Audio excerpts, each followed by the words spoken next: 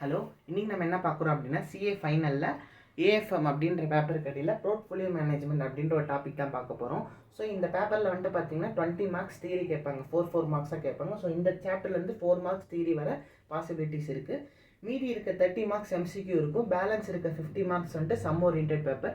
So இந்த chapter நம்ம எப்படி அப்ரோச் பண்ணோம் அப்படின்னா முழுக்க ஃபார்முலா பேஸ்டு தான். நம்ம கான்செப்ட் அதில் போய் தேட வேண்டாம். இருக்கிற ஃபார்முலாவை கொஷினில் கேட்டால் எப்படி அப்ளை பண்ணி ஆன்சரை கண்டுபிடிக்கிறது அப்படின்றத பார்க்கலாம். ஃபஸ்ட்டு தியரிஸ் டிஸ்கஸ் பண்ணலாம், அப்புறம் ஃபார்முலா டிஸ்கஸ் பண்ணலாம், அப்புறம் அதை எப்படி சம்மில் கேட்டால் அப்ளை பண்ணுறது அப்படின்றத பார்த்தா இந்த டாப்பிக்கை கம்ப்ளீட் பண்ணிடலாம். ஓகேவா? இப்போ போர்ட்ஃபோலியோ மேனேஜ்மெண்ட் என்னது? நான் வந்துட்டு ஷேர்ஸ் வாங்கியிருக்கேன் இல்லையா, ஷேர்ஸ் இன்வெஸ்ட் பண்ணுறேன், ஒரு 4 கம்பெனியில் இன்வெஸ்ட் பண்ணியிருக்கேன்னா அதோடைய ரிஸ்க் என்ன, ரிட்டர்ன் என்ன, ஸ்டாண்டர்ட் டிவியேஷன் என்ன, வேரியன்ஸ் என்ன, கோவேரியன்ஸ் என்ன அப்படின்றத கால்குலேட் பண்ணுறத இந்த சாப்டரில் சொல்லியிருப்பாங்க. ஃபஸ்ட்டு தியரிஸாக பார்த்தாக்கா 2 தியரி சொல்கிறாங்க. என்னது தியரிஸ்ன்னு பார்த்தாக்கா ஒன்று ட்ரெடிஷ்னல் தியரி, இன்னொன்று வந்துட்டு மாடர்ன் தியரின்றாங்க. ஸோ மாடர்ன் தியரியில் தான் மார்க்கோவிட்ஸ் அப்படின்ற ஒருத்தர் வந்துட்டு சில ஃபார்முலாஸ் கொடுக்குறாங்க. எதுக்காகனா என்னுடைய ரிட்டர்ன் ரிஸ்கையும் என்னுடைய ரிட்டர்னையும் எப்படி நான் ஆப்டிமைஸாக நான் வந்துட்டு யூஸ் பண்ணுறது அப்படின்னு. ரிஸ்க்குன்னா என்ன ஒரு ஃபார்முலா, ரிட்டர்ன்னா என்ன ஃபார்முலா அப்படின்னு சொல்லி ஃபார்முலா பேஸ்டாக இருக்கும். ஆனால் இது வந்துட்டு முழுக்க ட்ரெடிஷ்னல் அப்ரோச்சில் வந்துட்டு ஸ்டடி பண்ணுற மாதிரி இருக்கும். நான் வந்துட்டு எந்த ஷேர்ஸ் இன்வெஸ்ட் பண்ணணும், அதுக்கு இன்ஃப்ளோ எப்படி நான் வந்துட்டு திரட்டணும், அதுக்கு நான் எப்படி இன்ட்ரெஸ்ட் கட்டுறது, நான் எக்ஸ்பென்ஸாக கொடுக்குற இன்ட்ரெஸ்ட்டும் இன்கமாக வர இன்ட்ரெஸ்ட்டும் எப்படி நான் மேனேஜ் பண்ணுறது, இந்த கண்ட்ரியில் நான் இன்வெஸ்ட் பண்ணால் அதோட இன்கம் டேக்ஸோட இம்ப்ளிகேஷன்ஸ் என்ன. ஸோ அதெல்லாம் நான் ஸ்டடி பண்ணி அப்ரோச் பண்ணுறது ட்ரெடிஷ்னல் அப்ரோச்சு. ஸோ இந்த ரிஸ்க் அண்ட் ரிட்டர்ன்ஸ் ஸ்டாட்டிஸ்டிக்கல் டேட்டாவாக போகிறது மாடர்ன் அப்ரோச்சு. மாடர்ன் அப்ரோச்சை கொண்டு வந்தவர் யாருன்னா மார்க்கோவிட்ஸ் அப்படின்ற ஒரு ஆள் தான். ஓகேவா? இதுதான் தியரிஸில். அடுத்தது ரிஸ்க் ரிட்டர்ன் பார்த்தோம் இல்லையா. ரிஸ்க்குன்னு எடுத்துக்கிட்டால் 2 டைப் ஆஃப் ரிஸ்க் சொல்கிறாங்க. ஒன்று வந்துட்டு சிஸ்டமேட்டிக் ரிஸ்க்கு, இன்னொன்று வந்துட்டு நான் சிஸ்டமேட்டிக் ரிஸ்க்கு.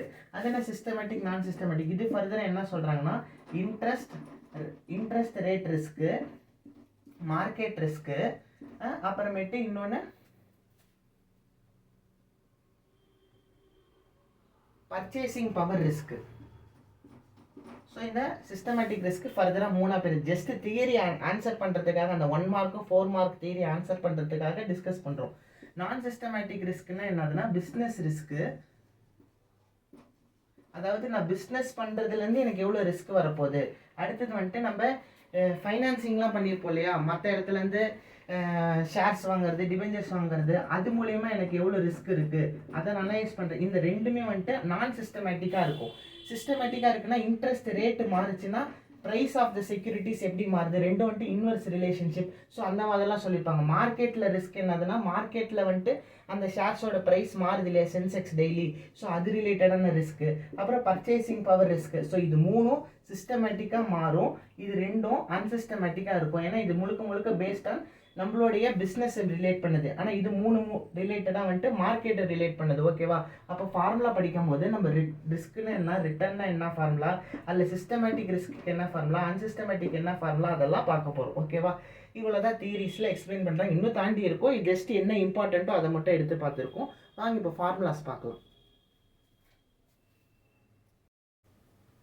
ஸோ வந்துட்டு நம்ம ஃபார்மேட் மூலயமா ஃபார்முலா என்ன அப்படின்றத அண்டர்ஸ்டாண்ட் பண்ணிக்கலாம். ஓகேவா?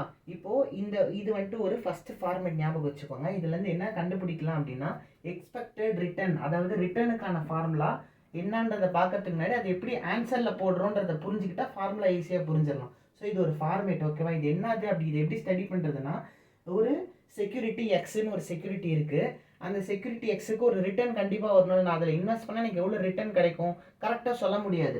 ஸோ 20% வரத்துக்கு 20% ப்ராபபிலிட்டி இருக்குது, 30% ரிட்டர்ன் வரத்துக்கு 20% சான்சஸ் இருக்குது, 40% வரத்துக்கு 40% சான்சஸ் இருக்குது, 50% ரிட்டர்ன் வரத்துக்கு 10% சான்ஸ் இருக்குது, 60% ரிட்டர்ன் வரத்துக்கு 10% சான்ஸ் இருக்குது. அப்போது என்னுடைய எக்ஸ்பெக்டட் ரிட்டர்ன் என்னது அப்படின்னா சிம்பிள், இது 2 மல்டிப்ளை பண்ணி வர ஆன்சரை சம்மேஷன் பண்ணால் எனக்கு எக்ஸ்பெக்டட் ரிட்டர்னை கண்டுபிடிச்சிடலாம். அப்போது 20ல் 20% எவ்வளோ, 4%. இது வந்துட்டு 6%. இது 40ல் 40னா 16%. இது வந்துட்டு 5%. அடுத்தது இது 6%. ஸோ இது எல்லாத்தையும் ஆட் பண்ண எவ்வளோ வரும், 37% வரும். ஸோ என்னுடைய இண்டிவிஜுவலாக இதோடைய ப்ராபபிலிட்டியும் கொடுத்துருக்கனால ஸோ எக்ஸ்பெக்டட் ரிட்டர்னு கேட்டாங்கன்னா நம்ம இப்படி தான் ப்ராபபிலிட்டியால் மல்டிப்ளை பண்ணணும். என்னோட ரிட்டர்னை ப்ராபபிலிட்டியால் மல்டிப்ளை பண்ணி வர ஆன்சர் எல்லாத்தையும் ஆட் பண்ணால் வரது தான் எக்ஸ்பெக்டட் ரிட்டர்னுக்கான ஃபார்முலா. ஓகேவா? அடுத்தது வந்துட்டு ஸோ இந்த ஃபார்முலாவை எப்படி எழுதலாம் அப்படின்னா எக்ஸு பிஐயும் மல்டிப்ளை பண்ணுறேன் இல்லையா, இது எல்லாத்தையும் நான் சம்மேஷன் பண்ணுறேன்ல. ஸோ இதுதான் வந்துட்டு எக்ஸ்பெக்டட் ரிட்டர்னுக்கான ஃபார்முலாவை பார்த்தீங்கன்னா இது, சம்மா பார்த்தீங்கன்னா இது. இப்போ புரியுதா? அடுத்தது வந்துட்டு வேரியன்ஸ்ன்னு கேட்குறாங்கன்னு வச்சுக்கோங்க. வேரியன்ஸ் எப்படி டினோட் பண்ணுவாங்கன்னா இப்படி தான், இந்த ஒரு சிம்பிள் ஞாபகம் வச்சுக்கோங்க. இந்த சிம்பிள் தான் வேரியன்ஸ்ன்னு சொல்கிறது. ஓகேவா? அடுத்தது வேரியன்ஸ்லேயே ஸ்டாண்டர்ட் டீவியேஷன் ஒன்று சொல்கிறாங்க. அதாவது இந்த வேரியன்ஸ் இருக்குல்ல, அதை நம்ம ஒரு ஸ்கொயர் ரூட் எடுத்தோம்னா இந்த மாதிரி ஒரு சிம்பிள் டினோட் ஆகும். வெறும் இது அந்த ஸ்கொயர் வராமல், இது வந்துட்டு ஸ்டாண்டர்ட் டீவியேஷன். ஸோ இது மூணும் பார்த்தீங்கன்னா 3 ஃபார்முலாஸ் முடிஞ்சிருச்சு. சரி, இப்போ வேரியன்ஸ் எப்படி கொண்டு வருது அப்படின்னா வேரியன்ஸ் எதுவும் இல்லை. இது எப்படி இதோட டோட்டல் தான் எக்ஸ்பெக்டட் ரிட்டனோ அதே மாதிரி இதோடைய டோட்டல் தான் வந்துட்டு வேரியன்ஸ். என்னது? வேரியன்ஸ். ஸோ அதை ஷார்ட்டாக இந்த மாதிரி ஒரு சிக்மா ஸ்கொயர்னு சொல்லி டினோட் பண்ணுவாங்க. இது எப்படி கண்டுபிடிக்கிறது? டீவியேஷன் ஃபஸ்ட்டு கண்டுபிடிக்கணும். அப்புறம் டீவியேஷன் ஸ்கொயர் இன்ட்டு ப்ராபபிலிட்டி கண்டுபிடிச்சி சம்மேஷன் போட்டால் வேரியன்ஸ் எடுத்துடலாம். டீவியேஷன் என்னது? எக்ஸ் மைனஸ் எக்ஸ் பார். ஸோ இது வந்துட்டு எக்ஸ்ன்னு பேர் வச்சுக்கிறாங்க. இந்த இது இருக்கு பார்த்தீங்களா, இதுதான் வந்துட்டு எக்ஸ் பார். ஓகேவா? அப்போது என்னோட ரிட்டர்ன் வந்துட்டு 20%க்கு என்னோட எக்ஸ்பெக்டட் ரிட்டர்ன் எந்த அளவுக்கு டீவியேட் ஆயிருக்கு? 20%, இது 37%. எதுலேருந்து எதை மைனஸ் பண்ணும்? எக்ஸ் மைனஸ் எக்ஸ் பாரா, எக்ஸ் பார் மைனஸ் எக்ஸா? எக்ஸ் மைனஸ் எக்ஸ் பார் தான் பண்ணணும். அப்போ 20ல் 37 போச்சுன்னா மைனஸ் 17% வருதா? ஓகேவா? அடுத்தது 30ல் 37 போயிடுச்சுன்னா எவ்வளோ வரும்? 30ல் 37 போயிடுச்சுன்னா மைனஸ் 7ஆ? அடுத்தது 40ல் 37 போயிடுச்சுன்னா எவ்வளோ வரும்? 3%ஆ? 13%ஆ? கரெக்டாக இருக்கா? இப்போ அடுத்தது இது டீவியேஷன் கண்டுபிடிச்சிட்டோம். எந்த அளவுக்கு டீவியேட் ஆயிருக்கு, இதுதான் என்னோட எக்ஸ்பெக்டட் ரிட்டர்னு. எக்ஸ்பெக்டட் ரிட்டர்னுக்கும் இண்டிவிஜுவலாக இருக்கக்கூடிய ரிட்டர்னுக்கும் எவ்வளோ டீவியேட் ஆயிருக்கு அதை ஸ்கொயர் எடுக்கணும். ஸ்கொயர் எடுத்து ப்ராபபிலிட்டி எது? இந்த 20ஆல் மல்டிப்ளை பண்ணணும். ஸோ இதோட ஸ்கொயர் எடுக்கணும், இதோட ஸ்கொயர் எடுக்கணும். உதாரணத்துக்கு இது பாருங்க, 3 ஸ்கொயர் என்னது? 9. 9 இன்ட்டு 0.4 என்னது அப்படின்ற ஒரு ஆன்சர் வருமா? அப்போ 0.00036ன்னு வரும். என்னது? 0.00036 அப்படின்னு ஒரு ஆன்சர் வரும். இதே மாதிரி எல்லாத்துக்கும் வரதோட சம்மேஷன் எடுத்து போடணும். ஸோ அது ஜஸ்ட் கால்குலேஷன் தான், அதில் சொல்லித்தரத்துக்கு எதுவும் கிடையாது. ஸோ அதெல்லாம் ஆட் பண்ணிங்கன்னா 0.0141 வரும். என்னது? 0.0141. இதெல்லாம் கால்குலேட்டர் தான், நம்மளே செல்ஃபாக போட்டு பார்த்துக்கலாம், சொல்லித்தரத்துக்கு எதுவும் இல்லை. ஸோ எதுலேருந்து எது மல்டிப்ளை பண்ணணும்? ஃபஸ்ட்டு இதை ஸ்கொயர் பண்ணிடணும். எதுக்காக ஸ்கொயர் பண்ணுறோன்னா இந்த மாதிரி நெகட்டிவாக வந்துச்சுன்னா அதையும் பாசிட்டிவாக இருக்கிறதுக்கு ஸ்கொயர் பண்ணிடணும். சரி, இப்போ 7 7s are 49 வரும். ஆனால் என்ன 49? ஆனால் இது வந்துட்டு 0.07 இருக்குனால அதுக்கு தகுந்த மாதிரி இந்த ஜீரோஸ் கரெக்டாக போடணும். அதில் வந்துட்டு கரெக்டாக பார்த்துக்கோங்க. ஸோ இதெல்லாம் ஆட் பண்ணிங்கன்னா உங்களுக்கு 0.0141 அப்படின்னு வரும். ஸோ என்ன பண்ணுறோம் இங்கன்னா மைனஸை ப்ளஸ் ஆக்கிறதுக்கு ஸ்கொயர் பண்ணிக்கிறோம். வர ஆன்சரை வந்துட்டு ப்ராபபிலிட்டி 0.2ஆல் மல்டிப்ளை பண்ணிங்கன்னா அங்கே ஒரு ஆன்சர் வரும். அங்கே என்ன வரும்?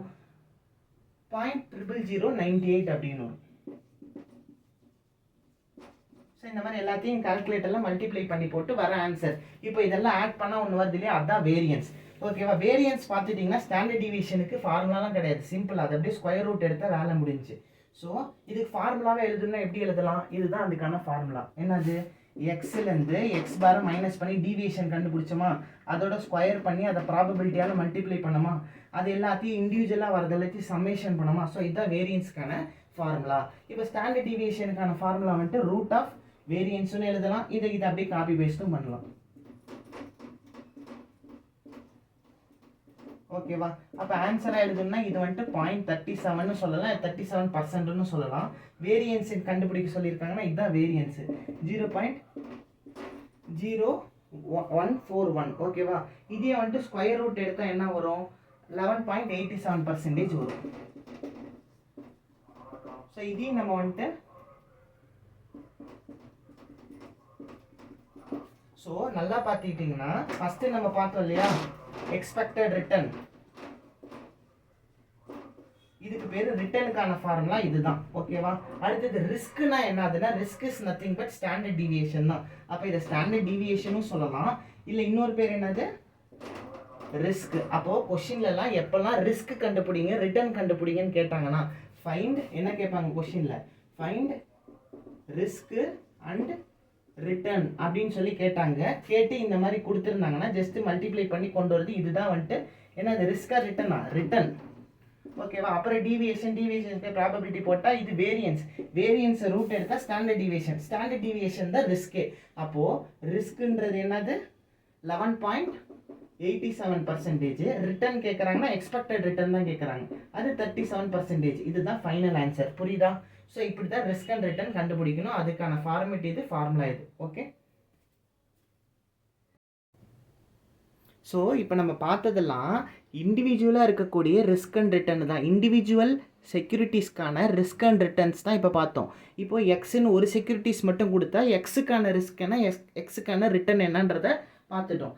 ஸோ 37% தான் எக்ஸுக்கான ரிட்டர்ன், 11.87 தான் எக்ஸுக்கான ரிஸ்க் அப்படின்னு. இதே மாதிரி ஒய்ன்னு இன்னொரு செக்யூரிட்டிஸ் கொடுத்தா அதுக்கும் இந்த மாதிரி தான் ரிஸ்க் அண்ட் ரிட்டர்ன்ஸ் கண்டுபிடிக்கணும். ஆனால் நான் வந்துட்டு போர்ட்ஃபோலியோவில் எக்ஸில் 50% போட்டிருக்கேன், ஒய்யில் 50% போட்டிருக்கேன். அப்போ என்னோட போர்ட்ஃபோலியோ பேர் நல்லா பாருங்கள், போர்ட்ஃபோலியோ ரிஸ்க் என்னது, போர்ட்ஃபோலியோ ரிட்டர்ன் என்னது. இப்போ find portfolio return, portfolio risk அப்படின்னா போர்ட்ஃபோலியோ ரிட்டர்ன் ரொம்ப சிம்பிள் தான். என்ன, அது லாஜிக்காக தான் இருக்கும். ரிட்டர்ன் எக்ஸில் 37%, ஒய்யில் 40%, நான் ரெண்டுத்துலேயும் 50% வச்சுருக்கேன் அப்படின்னா அப்போ 37%க்கு 50% ப்ளஸ் 40%க்கு 50%. அப்போது என்னுடைய ரிட்டர்ன் என்ன, என்னோட வெயிட் என்ன, ரிட்டர்ன் என்ன, என்னோட வெயிட் என்ன, ரெண்டுத்தையும் மல்டிப்ளை பண்ணி வர ஆன்சரை சம்மேஷன் பண்ணுறது தான் போர்ட்ஃபோலியோ ரிட்டர்னுக்கான ஃபார்முலா. ஆனால் போர்ட்ஃபோலியோ ரிஸ்க்கை நம்ம அப்படியே எடுத்துக்க கூடாது. அதுக்கு வந்துட்டு மார்க்கோவிட்ஸ் அப்ரோச்சில் ஒரு ஃபார்முலா சொல்கிறாங்க. ஸோ அந்த ஃபார்முலா என்னது அப்படின்னா, இப்போது இந்த மாதிரி எழுதுறேன்னு வச்சுக்கோங்களேன். இது ஷார்ட்டாக டினோட் பண்ணுறது. இது என்னது, எதை மென்ஷன் பண்ணுதுன்னா இப்படி போட்டால் அதுக்கு பேர் என்ன, அதுக்கு பேர் ஸ்டாண்டர்ட் டீவியேஷன் சொல்லலாம், ரிஸ்க்குன்னு சொல்லலாம். ஸோ ஒரு செக்யூரிட்டியோடைய ரிஸ்க்கை இப்படி தான் டினோட் பண்ணுவாங்க. ஸோ எக்ஸோடைய ரிஸ்க் என்னது, அதை இப்படி டினோட் பண்ணுவாங்க. ஓகேவா. அதே மாதிரி டபிள்யூ போட்டு எக்ஸ்ன்னு மென்ஷன் பண்ணுறாங்க அப்படின்னா அதில் நான் எவ்வளோ இன்வெஸ்ட் பண்ணியிருக்கேன் அப்படின்னு அர்த்தம். என்னது, டபிள்யூ போட்டு எக்ஸ்ன்னு போடுறாங்கன்னா அந்த எக்ஸில் நான் எத்தனை பர்சன்டேஜ் வச்சுருக்கேன் அப்படின்றது தான். ஓகேவா. அப்போது risk of x, weight of x whole square, formula எழுதிடுறேன் ஃபஸ்ட்டு. இது ஜஸ்ட் ஃபார்முலா எப்படி வந்துச்சுன்னா நம்ம திங்க் பண்ண வேண்டாம், இருக்கிற ஆன்சர் சப்ஸ்டியூட் பண்ண வேலை முடிஞ்சு. ஓகேவா. அதே மாதிரி ஒய்யோடைய ரிஸ்க்கு இன்ட்டு ஒய்யோடைய வெயிட்டு, அப்புறம் plus 2 into weight of X weight of Y,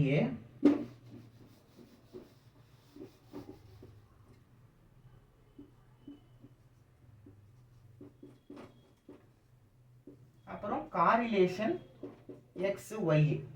ஈக்குவேஷன்ல ரூட் எடுத்துக்கோங்க. இவ்வளோ பெரிய ஃபார்முலா இருக்கு. என்னதுன்னா இது அப்படியே சப்ஸ்டியூஷன் தான். இதில் நம்மளுக்கு புதுசாக இருக்கிற டேர்ம் என்னது, காரிலேஷன் எக்ஸ்ஒய் மட்டும்தான். ஸோ அதை மட்டும் ஹோல்டில் வச்சுக்கோங்க. மீதியெல்லாம் அப்படியே சப்ஸ்டியூட் பண்ண என்ன வரும், எக்ஸோடைய ரிஸ்க்கு கேட்குறாங்களா, ரிஸ்க் எக்ஸோடைய இது 11.87 இங்கே போடணும். வெயிட் எவ்வளோ, 50%, 0.5ன்னு மென்ஷன் பண்ணுங்க. அப்போ தான் மல்டிப்ளிகேஷனுக்கு ஈஸியாக இருக்கும். இதை வந்துட்டு ஸ்கொயர் பண்ணிக்கணும். ப்ளஸ் இங்கே ரிஸ்க்கு வந்துட்டு என்னது, ஒய்யோடைய இது 12%, அது வந்துட்டு மல்டிப்ளைடு பை 0.5, இது ஸ்கொயர் எடுத்துக்கணும். அப்புறம் 2 இன்ட்டு வெயிட் என்னது 0.5 இன்ட்டு 0.5 இன்ட்டு காரிலேஷன் எக்ஸ்ஒய். கொஷினில் காரிலேஷன் எக்ஸ்ஒய் கொடுத்துட்டாங்கன்னா டைரெக்டாக சப்ஸ்டியூட் பண்ணிடலாம். கொடுக்கலன்னா அது எப்படி கண்டுபிடிக்கிறது. ஸோ இதை மட்டும் ஹோல்டில் வச்சுக்கோங்க. இதுக்கும் ஒரு ஃபார்முலா இருக்குது, நான் சொல்லித்தரேன். அது ஃபார்முலா ரொம்ப சிம்பிள் தான். இது வரைக்கும் புரியுதா. ஸோ இதோடைய ஃபார்முலா என்ன, இதோட ஃபார்முலா என்னன்னு புரிஞ்சிருச்சா. So individual risk and return கேட்டாங்கன்னா ஃபஸ்ட்டு சொல்லி கொடுத்த ஃபார்மேட் வச்சு கண்டுபிடிச்சிடலாம். போர்ட்ஃபோலியோ ரிஸ்க் அண்ட் ரிட்டர்ன் கேட்டாங்கன்னா இந்த ஃபார்முலா வச்சு கண்டுபிடிக்கணும். ஓகேவா.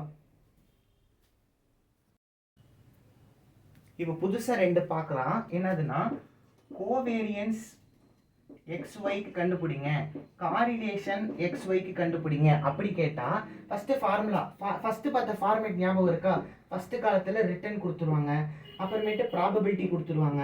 அது ரெண்டையும் மல்டிப்ளை பண்ணால் எனக்கு எக்ஸ்பெக்டட் ரிட்டர்ன் வரும். அப்புறம் என்ன பண்ணுவோம், டீவியேஷன் கண்டுபிடிப்போம். எக்ஸ் மைனஸ் எக்ஸ் பார் போட்டு டீவியேஷன் கண்டுபிடிப்போம். அப்புறம் இது என்ன பண்ணுவோம், எக்ஸ் மைனஸ் எக்ஸ் பாரை ஸ்கொயர் எடுத்து அது கூட ப்ராபபிலிட்டியை மல்டிப்ளை பண்ணுவோம். ஸோ இதை கண்டுபிடிச்சா இதுக்கு என்ன ஆன்சரு, வேரியன்ஸு எக்ஸ்ன்னு சொல்லலாம். அதை ஷார்ட்டாக வந்துட்டு இப்படின்னு டினோட் பண்ணலாம். கரெக்டாக இதுதான் வந்துட்டு எக்ஸ் பார்னு வரும். புரியுதா. இது நம்ம ஃபஸ்ட்டு பார்த்தோம். இதுதான் வந்துட்டு எக்ஸ்பெக்டட் ரிட்டர்ன் அப்படின்னு சொல்லுவாங்க.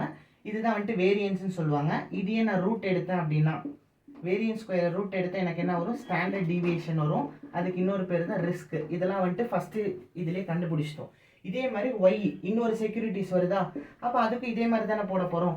ஒய்க்கு ரிட்டர்ன் என்ன, அதுக்கு ப்ராபபிலிட்டி என்ன, இது ரெண்டுத்தையும் இது பண்ணாக்கா எனக்கு என்ன வரும், ஒய் பார் கிடச்சிரும். அதான் எக்ஸ்பெக்டட் ரிட்டர்னு. இதுக்கு டீவியேஷன் வருமா, ஒய் மைனஸ் ஒய் பார் டீவியேஷனு.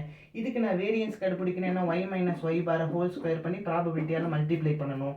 ஸோ இதோடைய டோட்டல் என்னது, என்னுடைய வேரியன்ஸ் ஆஃப் ஒய்ன்னு வரும். கரெக்டாக, இது வேரியன்ஸ் ஆஃப் ஒய், இது வந்துட்டு வேரியன்ஸ் ஆஃப் எக்ஸு. புரியுதா? இப்போ வேரியன்ஸ் எக்ஸ் வேரியன்ஸ் ஒய் எனக்கு கண்டுபிடிக்கிறதுக்கு நம்ம ஃபஸ்ட்டே கண்டுபிடிச்சிட்டோம். இதே மாதிரி எத்தனை செக்யூரிட்டிஸ் கேட்டாலும் நீங்கள் ரிஸ்க் ரிட்டர்ன் கண்டுபிடிச்சிடலாம். ஓகேவா?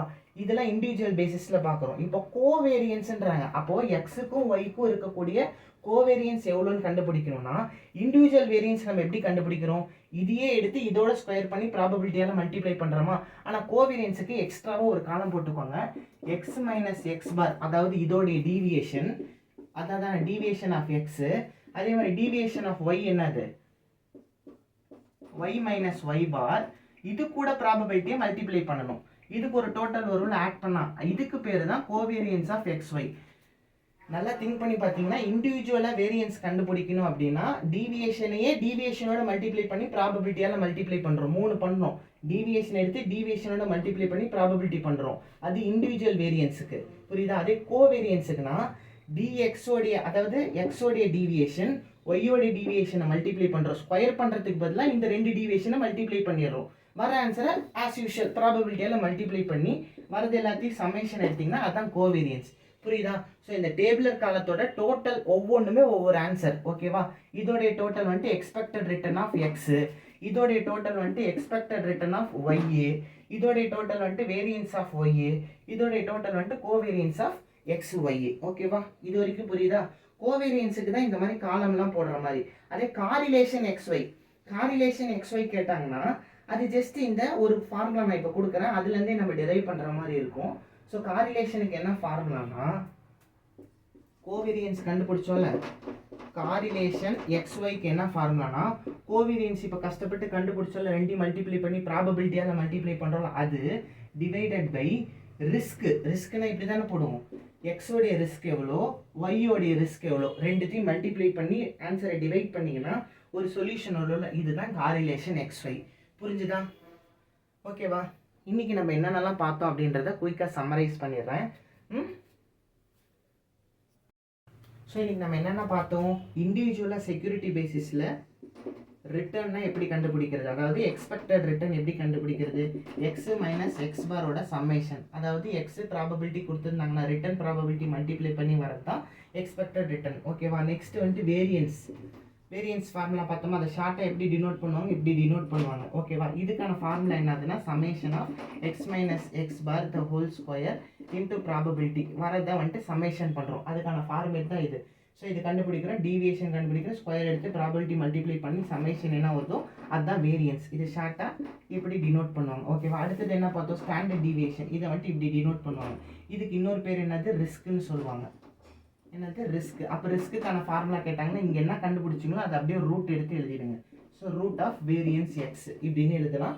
இல்லை வந்துட்டு தெளிவாக எழுதணும் அப்படின்னா சமேஷன் ஆஃப் என்னது, டீவியேஷன் ஸ்கொயர் இன்டூ ப்ராபபிலிட்டி.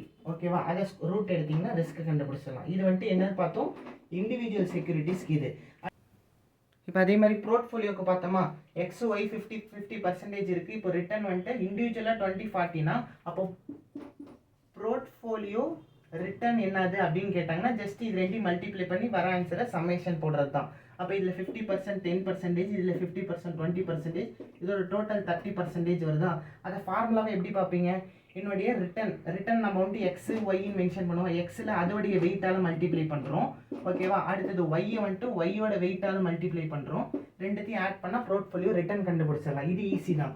ஆனால் போர்ட்ஃபோலியோ ரிஸ்க்குக்கு வந்துட்டு ஒரு பெரிய ஃபார்முலா வந்துச்சு. அது என்னது, சிக்மா எக்ஸை வெயிட் எக்ஸால் மல்டிப்ளை பண்ணி அதை ஸ்கொயர் பண்ணணும், plus sigma Y weight of Y அதை ஸ்கொயர் பண்ணணும், ப்ளஸ் அப்புறம் என்ன பார்த்தோம், weight X 2 into weight X weight Y correlation X Y. ஓகேவா?